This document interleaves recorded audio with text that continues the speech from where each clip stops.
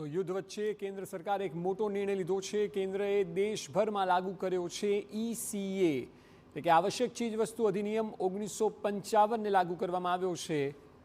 Petroleum અને તેની પેદાશોમાં યોગ્ય પુરવઠા માટે નિર્ણય લેવાયો છે કે જે લોકોએ સંગ્રહખોરી કરી તો તેમની ખેર નથી। સંગ્રહખોરી રોકવા માટે સરકારે નિર્ણય લીધો છે। ગેસ સિલિન્ડરની સંગ્રહખોરી ન થાય તે માટે આ નિર્ણય લેવાયો છે, કારણ કે હવે જે પ્રકારે આ બુલેટિનની શરૂઆતમાં જોયું હતું કે રાજ્ય સરકાર પણ જે કોમર્શિયલ ગેસ કાપ છે, ઇન્ડસ્ટ્રીયલ ગેસ છે, તેના પર કાપ કરી રહી છે અને એટલે રેસિડેન્શિયલ જે ડોમેસ્ટિક ગેસ છે તેને કોઈ અસર ન પહોંચે તે માટેનો આ નિર્ણય છે કે સંગ્રહખોરી કોઈ ન કરવો જોઈએ અને એ માટે ECA લાગુ કરવામાં આવેલ છે।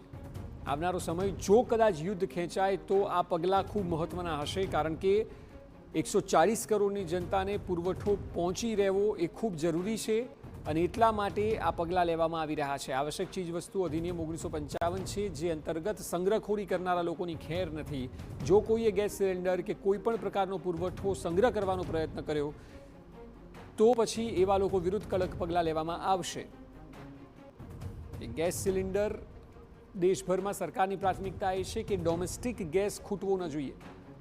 ઘરમાં જે રાંધણ ગેસ છે તેની તકલીફ 140 કરોડની જનતાને ન પડવી જોઈએ ને તે અંતર્ગત આ ECAને લાગુ કરવામાં આવેલ છે, જેથી કરીને આવા લોકો વિરુદ્ધ કડકમાં કડક પગલાં લઈ શકાય અને કોઈ પણ વ્યક્તિ સંગ્રહ કરતા સમયે બે વાર વિચારે।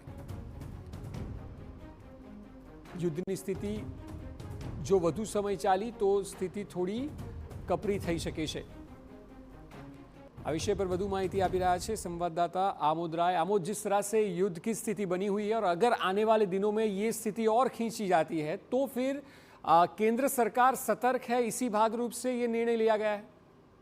निश्चित तौर पर देखिए, केंद्र सरकार ने अपनी शक्तियों का इस्तेमाल करते हुए जो आज प्रायोरिटी तय किया है उसमें खास तौर पे केंद्र सरकार ने इस बात का ख्याल रखा है कि जो घरेलू जरूरतें हैं देश की उसमें किसी भी तरह से बाधा नहीं पहुंचना चाहिए। इसके तहत उसने 100% सप्लाई का एक जो अपना निर्णय लिया है उसमें साफ तौर पे कहा गया है कि घरेलू पाइप जो प्राकृतिक गैस है, LPG जो आपके घर पे हमारे घर पे आता है, या जो CNG गैस पाइपलाइन सप्लाई होता है इसमें गाड़ियों में भरा जाता है, या जो कंप्रेस नेचुरल गैस जो आपके घरों तक डायरेक्ट पाइपलाइन से पहुंचता है, इस तरह की चीजों में 100% सप्लाई बनी रहे।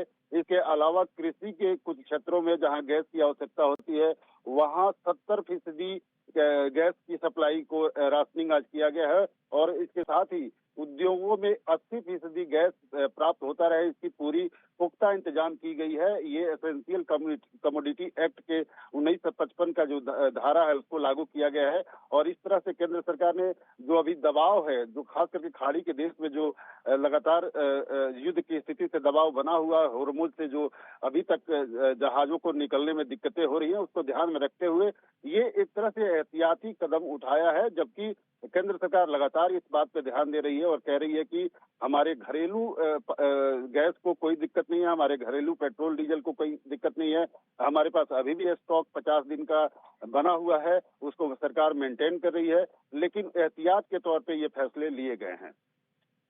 जी जी बिल्कुल, शुक्रिया जानकारी के लिए।